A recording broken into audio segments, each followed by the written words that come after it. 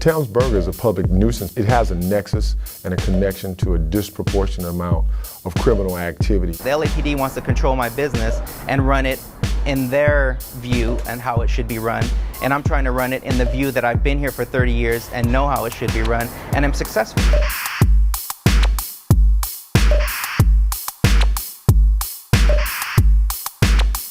Situated on the corner of Figueroa and 101st Street, Tams Burgers has been a staple of this South Central neighborhood since the mid-'80s. Nick Benetatos began running it in 1989 when his father retired. We've been in this community, we've withstood the riots. When the markets were burnt down and the liquor stores were burnt down and everything was burnt down, people had nowhere to go. They came to us, we were handing out loaves of bread for free, slices of ham. Not just being a restaurant and selling restaurant food, we were actually helping the community. We have much love for the community. Obviously, the community has love for us. They've been supporting us for years. The restaurant has withstood riots and bad economic times. But now it faces its most daunting challenge yet, a city government that has branded it a public nuisance. The city is targeting me, a small business, at the worst economy ever. The things that they're asking me to do and trying to force me to do would actually put me out of business. LAPD first approached Benetatos in 2010 and asked for his assistance to help reduce crime around the area. They said the payphones that you have on the corner are primarily used for drug sales and drug deals. Would it be possible for you to take them out? And I said, of course. A few months later, they said, you know what, thank you for taking out the phones. It really didn't make that much difference. Would it be possible for you to take out your tables? I took out the tables, my business dropped 15%.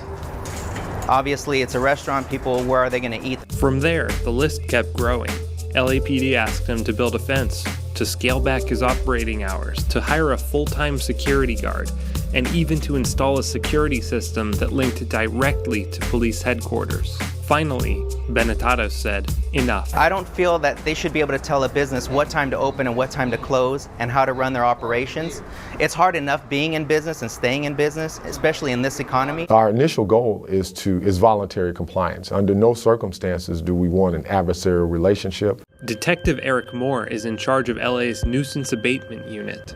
He says that when a business refuses to voluntarily comply, more extreme measures become necessary. This property now has a conditional use permit attached to the land. And now by law, he has to follow those conditions. Violations of any of those conditions is a misdemeanor. There could be an arrest, so they could actually remove the certificate of occupancy and actually change that use to where it's no longer able to be a restaurant.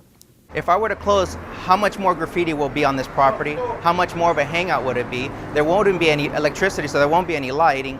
So I think it would be more of a nuisance for the community to have an empty property instead of a running business. Benetatos appealed the 22 zoning conditions imposed upon him before the city's zoning committee in late November. We've been there for all this time, we've never been robbed. The reason there is no other businesses in that area is we're the only business that withstood the riots.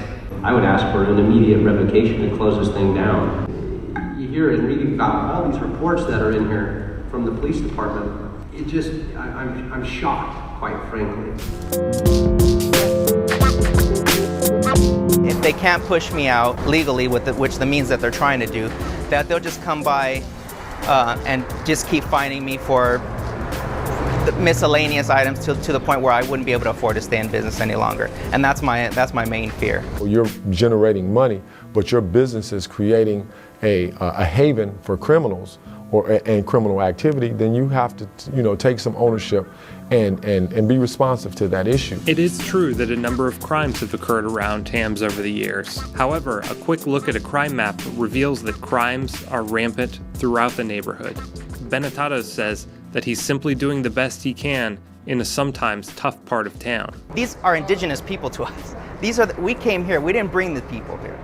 So the business accepted the people accepted us, and that's the reason we've been here for so long. Although he's been there for an extended amount of time, we would have hoped that we could have benefited from his expertise and that he would be able to effectively run a safe business, and he's failed at that. With the police, the zoning board, and the city council aligned against him, Benetatos feels that the future of his business is in serious jeopardy. Being in the United States of America, I should have that freedom to be able to run a business in the way you feel to be run and not the way government feels they should run you.